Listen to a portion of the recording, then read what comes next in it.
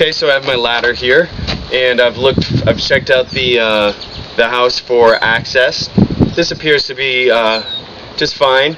I've got an extension ladder here, a foldable one, and in the A-frame style, this ladder is not tall enough to extend up over the roof edge.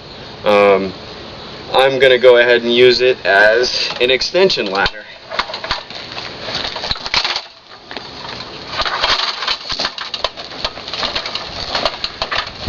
And I'll just go ahead and lean this up,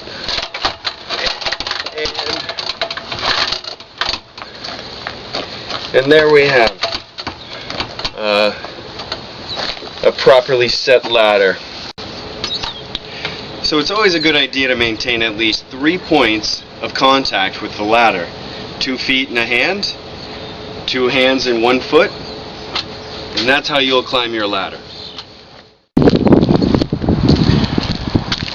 Okay, so I'm up on the roof, and I brought a Solar Pathfinder, 100-foot measuring tape, which is very useful for measuring distances, more than 30 feet. A regular measuring tape, you have to, figure it out. With a 100-footer, you just pull it and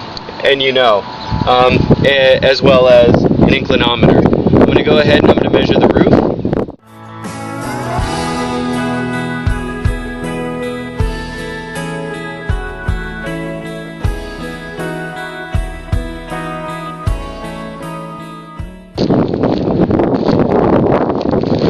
So I've got my Solar Pathfinder out. Go ahead and pop this thing together. This is a shade analysis tool.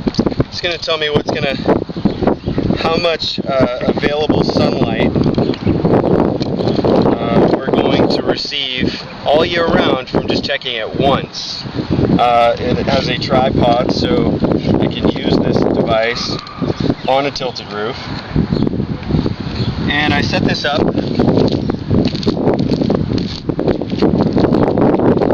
And I place it magnetic south. Then I adjust for magnetic declination, which in this area is about 15 degrees off. Whenever that changes. And I put this over, and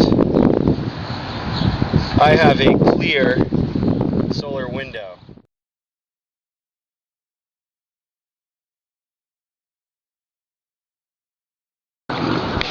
So one of the interesting things about a Solar Pathfinder is we can take a look at it and use it. You can see over here there is the sun, and the month we're in is June, and the sun is on the June line, and it's saying about 4 o'clock solar time. It happens to be, I believe, 5 o'clock right now. So solar time is correct. That means I do have the red head in its shed, and I have the bubble level bubbled, and I have the correct sun path chart for my latitude. So now I'm going to go ahead and pack this stuff up. I've taken a look at the roof, I've looked at the dimensions, I've looked at the overall condition of the roof. I will recommend a re-roof. However, the homeowner can certainly decline, and that's fine. So I'll go ahead and pack this stuff up, get off the roof, and go take a look at some of the results of the study.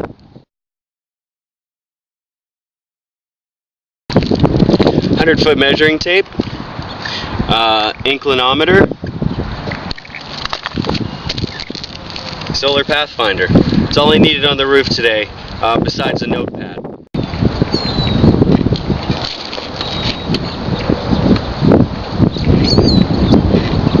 Remember, always 3 points of contact.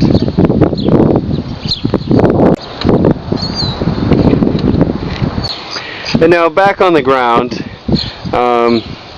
it definitely looks like this would be an ideal location for the inverter, either that or on the inside of the garage. But I went inside and saw that the garage was full of stuff. There is some wall space over there, but I really don't want the inverter to get buried.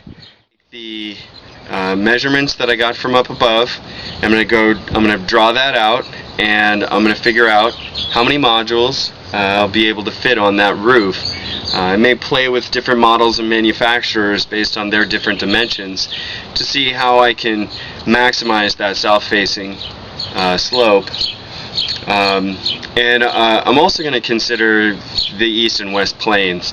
Now, if I do that, I'll probably want to do multiple smaller inverters so that each plane of array is tracked at its best max power point, rather than hooking multiple planes up to a single central inverter that has one max power point tracking algorithm.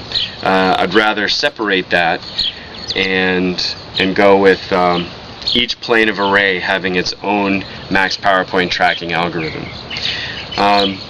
So thanks